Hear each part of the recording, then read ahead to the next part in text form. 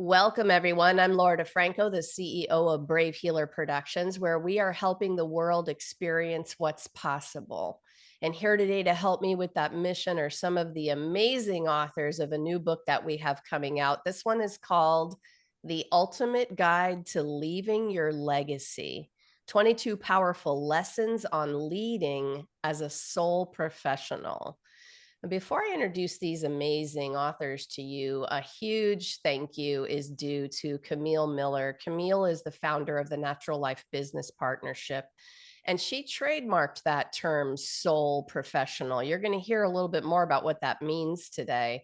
Camille, thank you so much for your big vision. This is the third book in a series of beautiful, powerful books to help our entrepreneurs do their thing with power and success and authenticity and a heart-centered approach. And that's because of you, Camille. Thank you so much for being on this journey. So let me tell you who I have here today. Claudia Haller is a board-certified health and wellness coach, certified Havening practitioner, helping you thrive with ADHD. I've got Renee McDonald here. She's a multidimensional therapist, coach, mentor, author, director, and founder of Wellbeing for Me, AOTT, and Butterfly Courage. I can't wait to hear more about Butterfly Courage, Renee. As founder and CEO of Your Choice Coach, Simone Sloan is an accomplished business strategist, executive coach, and DEI consultant. She has held senior roles at Fortune 500 companies across marketing, communications, medical affairs, sales, and global business strategy. And Teresa Trigas Pfefferly, I think I got your name right, is a real estate maven experienced in many facets of the real estate industry, which includes sales, multifamily investing, leadership, coaching, and speaking. All right, y'all. If you can't feel the power that I have in my Zoom room right now, I don't know what's going to do it for you. Claudia, let's start the party with you. Give me the why behind this legacy chapter that you wrote. Yeah, so hi, and thank you for having me, Laura. So I was actually part of all three of these books, so it's a little bit of kind of like a story. All three parts are kind of a story, and it really starts with I was struggling with depression and suicidal thoughts. So in my first book was a little bit about that discovery, like what is going on, and then the second one is how to get the diagnosis. And really understand like how ADHD plays into all these other mental health issues. And so this one really, my last, I think, contribution here is starts a little bit on a lighter note, like how does ADHD play out? Like a simple thing is it's just, going shopping. But the main idea is really to embrace a diagnosis later in life and then to own it and to thrive with it and to also kind of see the challenges we have, but also the gifts and talents that we bring to the table. And so for me, it's really just like, let's thrive with ADHD when you're diagnosed later in life. So that's exactly what my chapter is called. It's number 16, Life Unchained, Thriving when Diagnosed with ADHD later in life. I've been hearing so much more about this diagnosis. And I guess what surprised me the most is I'm hearing about it from very high functioning later in life adults. And sometimes you don't really think about that. Maybe we think about kids more getting this diagnosis, but I would imagine that it's going to mean something a little different for an adult who's just discovering this is what's going on. What do you want to tell people about that? Honestly, something's off. Sometimes it shows in different ways, like emotional dysregulation. We kind of like react over the top. We have issues with being on time, following it through, and things like this. But we're not always hyperactive. And I think with ADHD, the misunderstanding or the common misconception is like if I'm not, moving around my hands or my feet, like it can't be ADHD, but it can be. It just doesn't have this hyperactivity component to it. And we are great entrepreneurs. We just need a little bit of people that help us stay in our lane of genius, and we're like all over the place sometimes. So the one key thing, though, that really is closest to my heart is when we find out later in life we have ADHD, it is a huge relief oftentimes. It's like, okay, now I understand. I'm not all these other things that I thought I am. But then there's always this time, and I experienced this myself and with my clients too. There's a it's quickly followed by like a this dark cloud and wave of resentment. Like, what could have my life been had I known earlier? And so there comes like a sense of grief and missed opportunities, and people lose their marriages over things like this, you know, like ADHD can show up in many different ways. So I think that's the biggest part is to embrace it, to be relieved. But then there's this grieving period too. What could have been? Like now I'm 50 years old, 40 years old. Like who would I have been had I known earlier what I'm dealing with? Mm. Yeah, really important. Thank you. I'm interested in hearing these tidbits about it because I think the report that I have heard is huge relief, a lot of relief, because now maybe a strategy could be put in place or tools could be used. And so I like that. I can feel that relief, for that people feel right up here around their heart, especially after living a lifetime with the struggles. Claudia, thank you so much for being here today and for being in this project. Thank you for having me. Renee, how about you? Tell us the why behind your chapter on legacy. Thank you for having me and for asking. So my chapter is chapter 21, and it's the last time somebody says your name, each one teach one. I'm merging two different concepts together, as I've done in a lot of the work that I've put out to the world, merging a lot of things together. And so basically, I've had a lot of death and grief and bereavement in my life over my lifetime. And what I've noticed, and because legacy is often what you leave behind, what I've noticed in how I've grieved personally or professionally for some colleagues that I've lost over time is that there's often this time, even years and years later, people stop saying somebody's name. So it got me thinking about that because that's related to legacy too. And so I even did some research about that. And there's a lot of cultures around the world that they talk about when is the last time somebody says your name. So the legacy component is also related to when we're no longer here, is someone still speaking of us? So that's one thing. And separate to that is what I've found from all of the different people who've supported me over the years. They've left a mark on me, and that they've each taught me something. And it's kind of Denzel Washington's speech. I really liked his speech about each one teach one. It feels very true for my life. I even reflect back on, I was a champion ice skater in Australia, and I had an amazing coach, and she was with me for about 20 years. And so that also, she also has left a mark on my life, not just merely business coaches or therapists that I might have seen over the years that helped me to be a therapist and a coach. So it's how do we get to where we've got to? It's actually people's legacy often lives in us too, like almost standing on the shoulders of giants. I love both those ideas so much. I want to back up to the name one for just a second.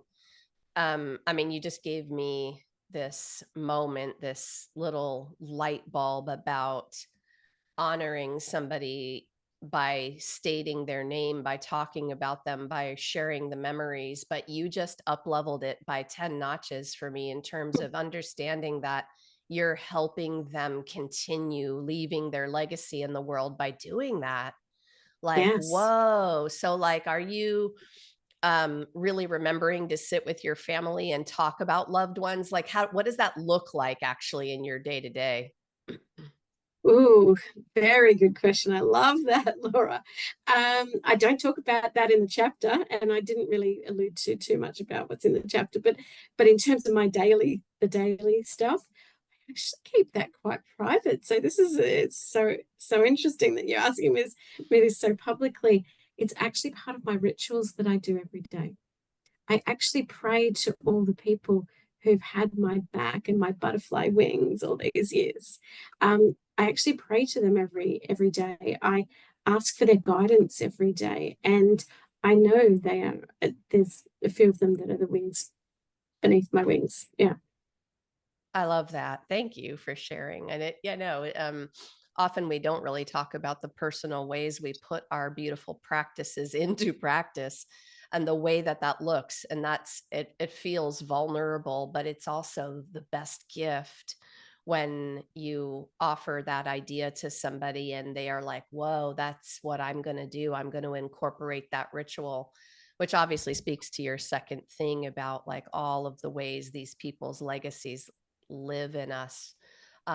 Beautiful. Renee, thank you so much for saying yes to this project, for being here Mhm. today. Thank you.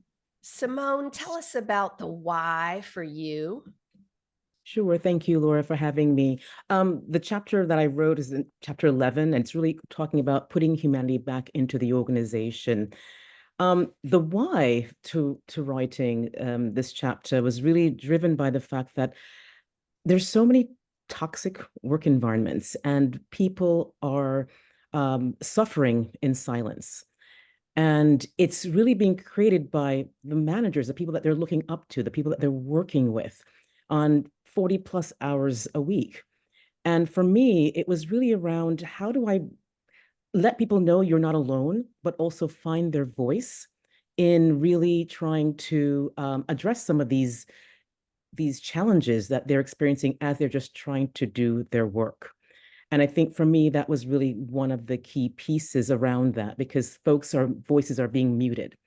They don't have they lose their confidence or think that they don't have it anymore.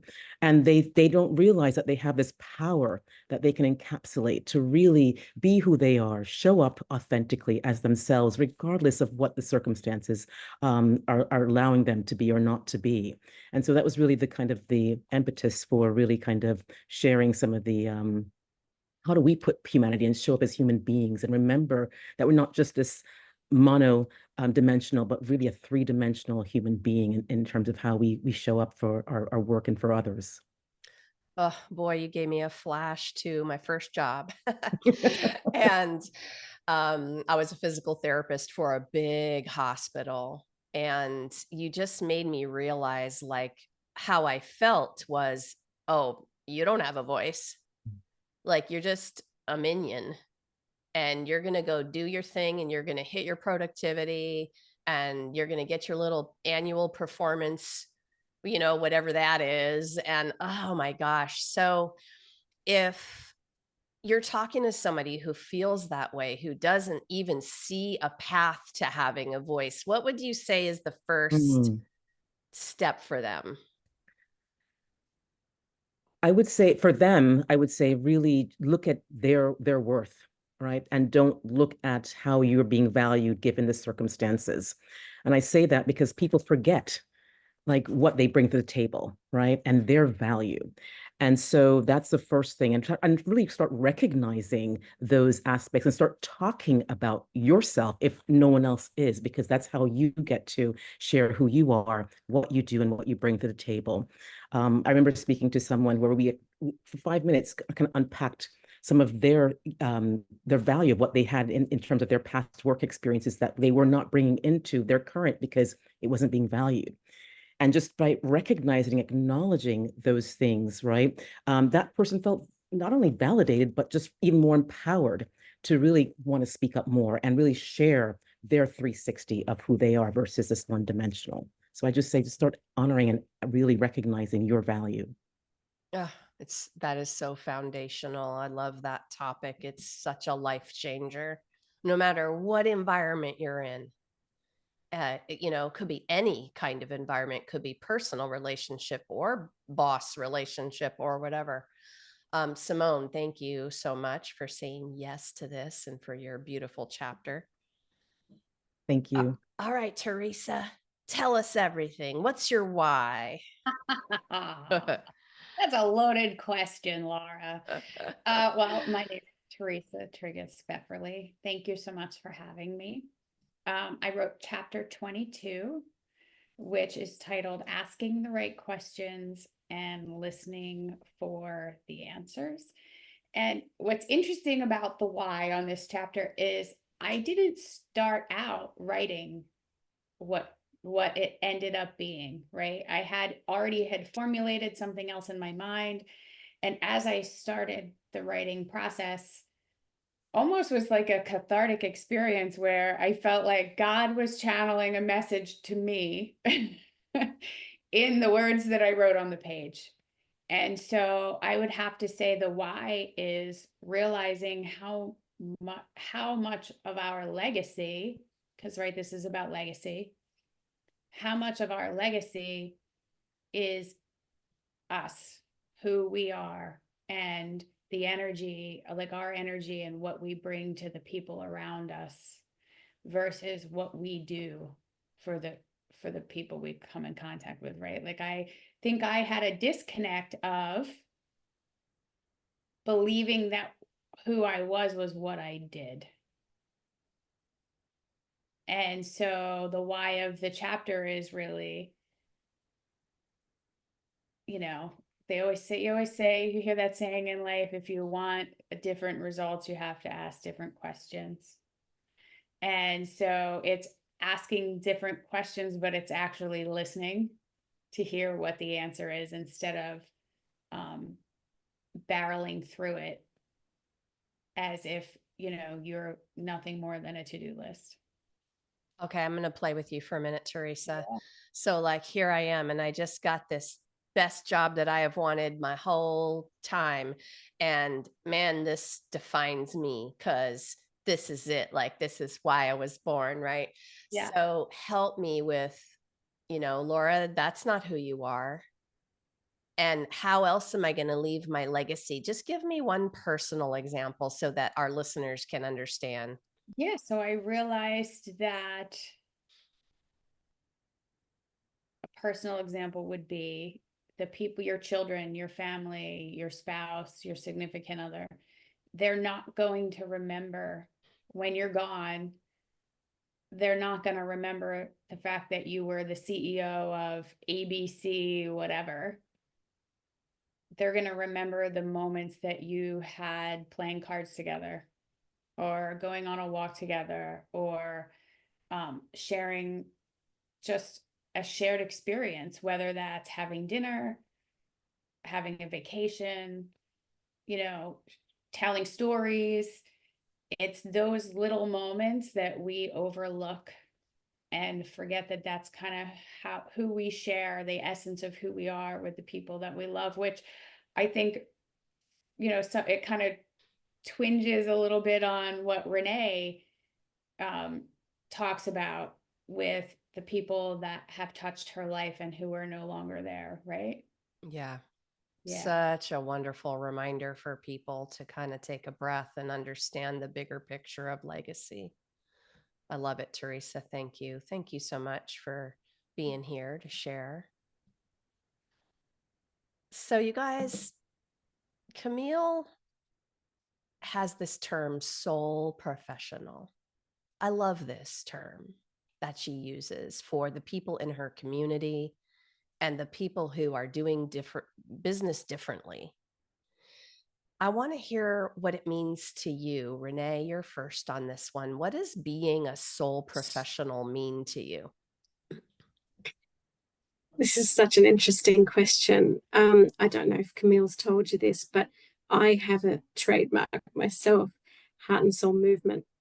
And so the first time Camille and I actually had a conversation, she's like, "What? You mean over the other side of the world, you're doing similar things to me?" And I said, "Yeah." So, so being a soul professional, that's what I'm all about. I guess I try to work in such a way, both in my therapeutic practice, in the coaching I do for people, helping their businesses rise in a similar way to what Camille does, but here in Oz, and throughout the world, in such a way where people are living a more full life. That's my aim, to help people break out of their own skin, challenge them to do better, help them to realize they're not just their body, they're like mind, body, spirit, heart, soul, and all aspects of themselves to kind of embody their true essence and express themselves in the world in the way that they wish to, rather than what other people tell them to do. I love the way that you kicked that question off. I was curious to hear all of your versions. And it's one of the beauties of a collaborative book on a topic too, because we need all of your very unique voices and the ways that you talk about these topics. Simone, for you being a soul professional, what does that meant? Sure. For me, it's around, and kind of what Renee touched on a little bit too, around the mind, the body, and you, and how we are all connected. It's not this similar things, but it's really more integrated process. Whereas I used to be working corporate, very highly transactional, right? Your emotional intelligence goes all the way down because you're always focused on trying to get results and you're knocking down bodies and leaving things behind. And really and truly, for me, being the soul professional, it's around the being. How do I show up? And also in terms of how are people experiencing me when they're engaging, communicating, playing, right? And from that perspective. And so for me, that's what it means to be a soul professional. It's just not being, it's about the being and who we are as humans and how we show up for the work that we do and for others. You know, what you just said about emotional intelligence going in the wrong direction was like, yeah, whoa. Like, I mean, that's the thing. We should all want to go the other direction when we're talking about caring about people, right? And their path. Thank you, Simone. Thank you. Teresa, what about you? What do you want to add? What's it mean to you to be a soul professional? Well, similar to what Simone said, being in the real estate world can lend itself to being extremely transactional, and it can lend itself to people becoming very egocentric, when the reality is, at the end of the day, what's the most important is not me, it's my clients, it's my clients' outcome, it's the agents that work for me, what they're trying to do in their lives, support their families, right? So for me, being aligned with a soul professional makes me feel like I'm in my body and I'm feeling what I need to feel to provide those outcomes for people. And I have brought that to my, I learned, I've been doing this for 23 years. It's blood, sweat, and tears, and a lot of like walks alone, crying to get to a place where I felt like I could be who I was like I felt like an alien at times in an environment.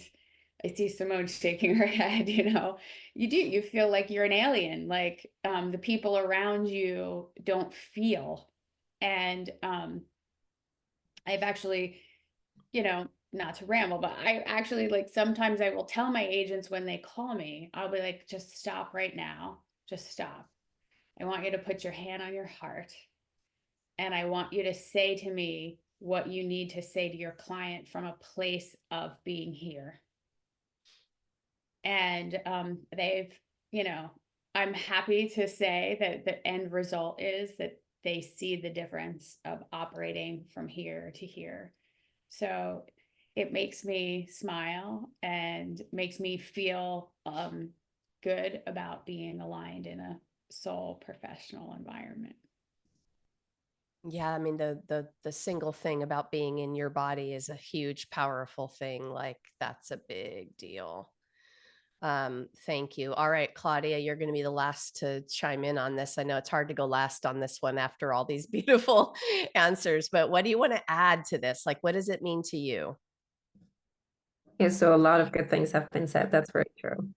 For me, I think once I got into this business of coaching, it was very quickly like, how am I making this profitable? And then that business mind starts to take over, like much, probably all of us, we're in that career where it's like executing tasks and achieving goals and all of this. And I think learning about soul professionals, me and meeting Camille, it was I think at some point she used also the term soul aligned or something. And I really felt like that freedom of I get to work with people that are good matches for me. So it really took that pressure off, and I was more, I think it totally traded judgment in any kind of sales calls or discovery calls for just curiosity. Are we a match? Do I really feel like I can help this person? And if not, it wasn't a failure. It was just like, I think somebody else could help you more. And it wasn't about me anymore, really. So it was about, are we a good match? Can I help you?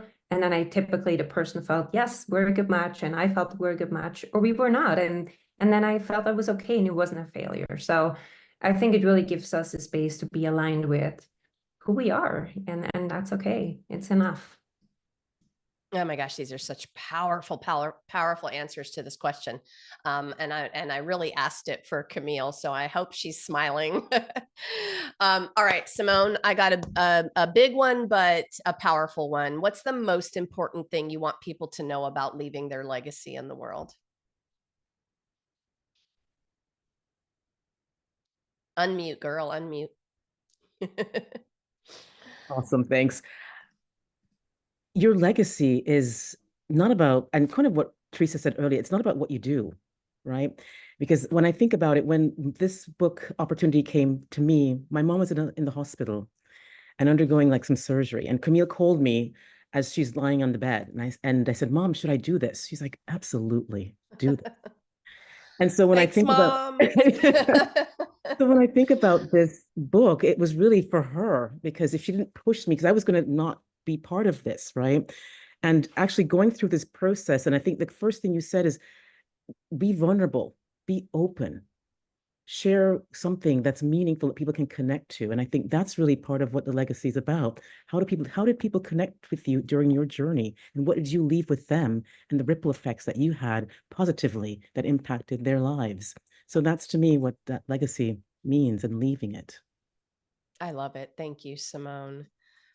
You guys remember, you're going to be able to connect with all of our authors. I've got ways for you to connect. I'm going to say more about that in a few minutes. Thank you, Simone.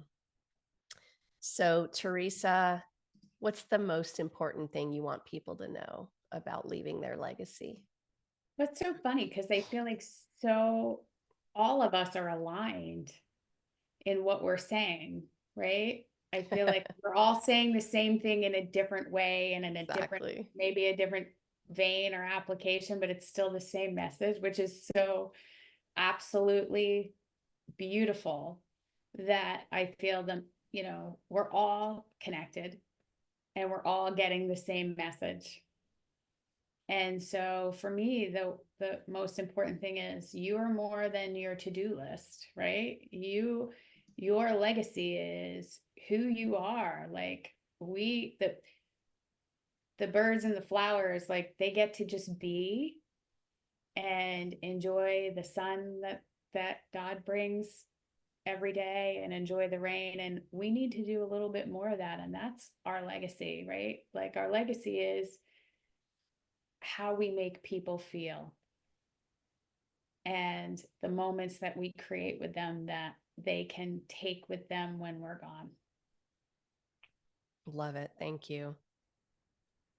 All right, Claudia, how about you? What's that thing you want people to know about this? I have to tell you quick that I'm just looking at that quote I put at the end of my chapter, which is really exactly what we were saying, all of us is I've learned that people will forget what you said, people will forget what you did, but people will never forget how you made them feel. And that's by Maya Angelou. Angelou, yes, one of my And favorites. So I wasn't planning on saying this actually, but I just felt this came kind of to me listening to all of you. I have, and I would think that all of us have like this desire to grow and to learn and to become just a better version of ourselves. And I think what I've seen now with you know, my kids are now all out of the house, and I think my message would be, you are enough. All of us are enough. Growing and becoming a better version shouldn't be pressure to become something and then we matter, but it should be out of curiosity and just joy, and but with that deep knowing that who we are, we're enough. And I think that sometimes goes a little bit forgotten. I think with that drive of learning, growing, and exploring, that there's a difference, I want to say, between doing it under pressure because we feel like we're enough once we have accomplished that, or if we do it out of curiosity and with joy, and actually maybe just enjoying the journey versus just running after an outcome, I guess, is probably what I would have wanted to say. Yes, very nice. Really powerful, really foundational idea for basic worthiness. Like you were born, so you're worthy, y'all. You know, that would be my short version. Renee, how about you? Um, Tell me like what that thing is that you want people to know about leaving their legacy. I feel like it's going to be slightly different to what some of the ladies have said. Um, mm, Part of and one of my legacy pieces, I feel, is almost coming back from near-death experiences as a whole other conversation, probably on topic, is I feel like do you. Everybody needs to do them. But in addition to that, you know, I've often, because of just who I am now in the world, I've often had to push back against family and friends, like disagreeing with how I'm doing things or what I'm doing or all these kind of things. And so just because somebody doesn't have everyone around them that they think they should have doesn't mean you can't be either successful or leave a legacy either. So I actually wanted to, I feel like I want to talk to the people who feel like they might have no one, or who might be alone, or, you know, have struggles or what have you. You can still leave a legacy and you can still leave a lasting positive impact, regardless of whatever you're going through or have been through. I love that message. Thank you for adding that. That's really important. You're giving me a little flash to a conversation I had over the weekend about a guy, and I don't know his inner circle situation, but he has this channel called Sitting with Dogs. And he goes to the shelters and he sits with dogs. That's who he helps. Like that's, you know, his legacy is the love of these abused creatures, right? And so that's not a human, right? And so your legacy can be so many different things. And I'm glad that you mentioned it doesn't have to only be that you have that inner circle of people. I like that message, Renee. I also want to say to everybody listening, you are not alone. Um, and I think our community here will help you feel connected, right? This is so much more than a book. I have a thank you to all of you about not just about saying yes to this project, but you know, I gave you this challenge of putting your heart and soul on the page in that story, and you did it. And you're all so brilliant for that courage that you had to tell that story. And then our authors are stepping up, you guys, in this second piece to give you an actual experience, a practice, something like a tool that you can actually use from the book. And they're all such expert master teachers and coaches. Get ready for this gift. It is a big deal to me. I have one last question for all of you. So, Teresa, you're first on this one.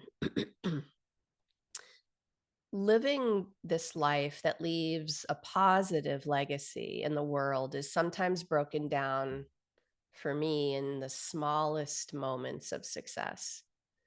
And you all have been talking about this already, so this is brilliant. But success is defined very differently for each of us. Give us an idea of one of the small moments of success in your day. What do you pay attention to?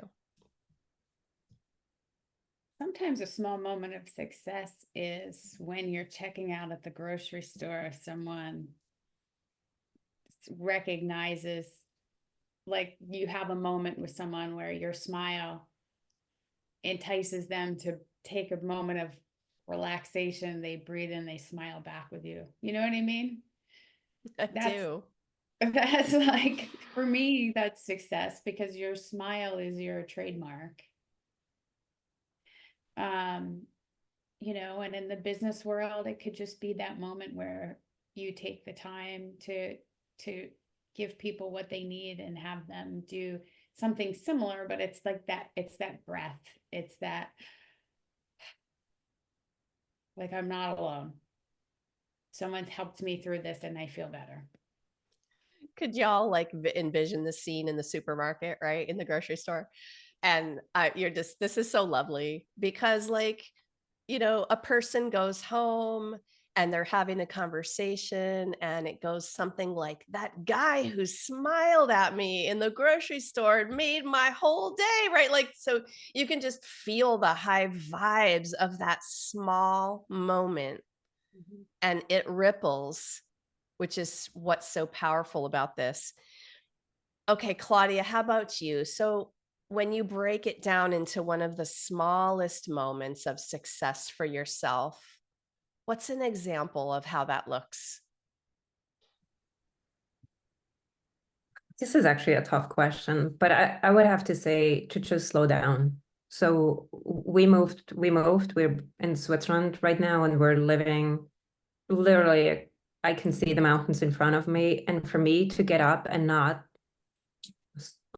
do, but actually just look at the mountains, and every day I feel like, in a way, so small, but also so like, I feel like the mountains have been here all the time, and they survived everything, and they give me such power every day and so much peace.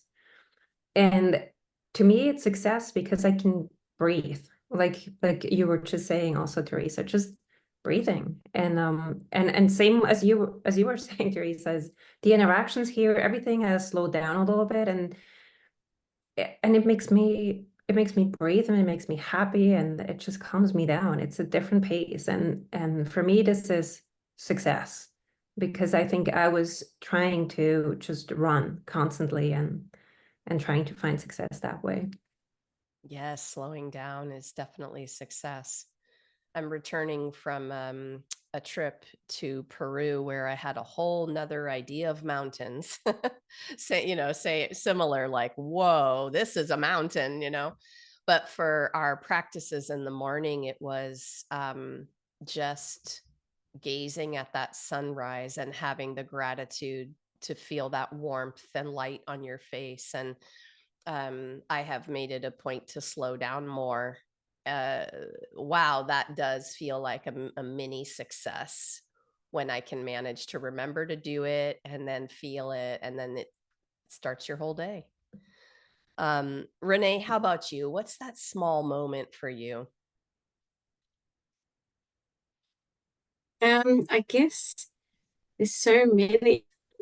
How do you whittle it down to one or two? I would concur with what Claudia said around like looking at the mountains. For me, I live between the hills and the sea. So I can see the sunrise and the sunset from my house, looking over the water and the hills in the background. That's also one success. But I guess also success is when somebody refers someone to me and I get told that a certain someone said, you need to see Renee because she will help you with X, Y, Z. And for me, that's the ripple, because it's kind of like I've obviously helped that original person enough. I think we forget about, with all the social media and internet of things, the ripple effect of the word of mouth of that spread, that I obviously did a really good job with that first person, that they're willing to tell someone else, and that someone else is then willing to kind of contact me. So I think there's that. And then, you know, my kids, seeing them smile, seeing them achieve things. The last year has been incredibly difficult for me personally, but I guess on the back of that, to see my daughter coming back to health, that's success too. So there's so many things that can be success. That I'm going to back up to that second one, trust. Wow, trust isn't a small success. Trust is a big potatoes thing to me, and that word of mouth referral is so beautiful. It just is. There's a deeper meaning to that. I love all the things you said. You immediately made me think of my kids laughing, which was the best. It's the best. It's like, oh, it hits the mom heart bone, and you're like, all right, I think I did something right. You know? Yeah. Oh my gosh. Awesome. Okay. Ladies, thank you. And thank you to Simone also, who had to ditch out of here just a little bit early today. You guys, please remember that if you heard something that is resonating with you today, maybe gave you the goosebumps, you know, maybe you need support. Maybe you want to carry on the conversation, ask a question. Well, this is way more than a book. It is a generous community of soul professionals who are practicing at that other level of the things you heard about today, being in their body, being present, practicing the awareness, practicing holding that safe space for you to take that next step. These are amazing people that I am constantly honored to be around. So drop down into the notes below this video, because they're all hooked up with their websites. They're up to crazy, amazing things in the world, just beyond, right? So explore. Go click on the sites, go reach out on social, make a new friend, right? Carry on this amazing conversation about legacy. And authors, thank you so much for what you do in the world. Thanks for being here today to share it with everyone. Thanks, ladies. Thank you for having us. Thank you for having us. Thank you so much. Thank you. So to the listeners, again, join us for the book launch party. We're going to have a Zoom party September 20th at 10 a.m. Eastern. I'm going to gather with all of the co-authors of The Ultimate Guide to Leaving Your Legacy. We're going to be doing some fun giveaways. The info is down below about that. And if you happen to be listening to this interview anytime after that date, we happen to be recording the day before the big book launch. So you're about to be able to go over to Amazon and pick up your copy of The Ultimate Guide to Leaving Your Legacy. We hope you do that. Lastly, today, everyone, remember, your words change the world when you're brave enough to share them. So it is time to be brave. See you next time, everyone.